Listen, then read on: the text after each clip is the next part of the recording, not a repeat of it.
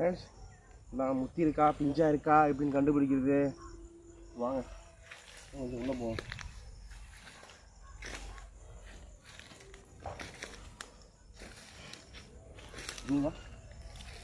Friends, இந்த பாருங்கள், இது வந்து லைட்டாக உடஞ்சிருக்கு. யார் உடைச்சான்னு தெரில.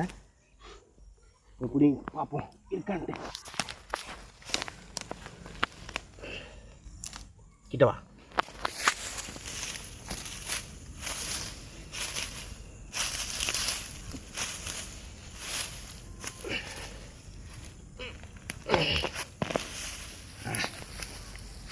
பாருங்கள் ஃப்ரெண்ட்ஸ், பாருங்கள், இதுதான் மரவள்ளி கிழங்கு.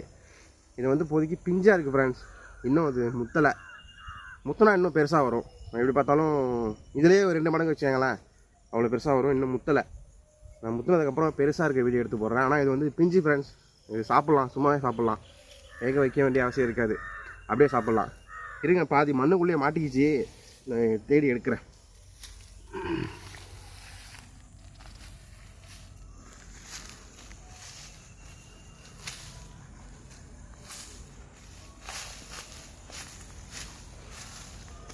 இல்லை ஃப்ரெண்ட்ஸ், ரொம்ப உள்ளே இருக்குது.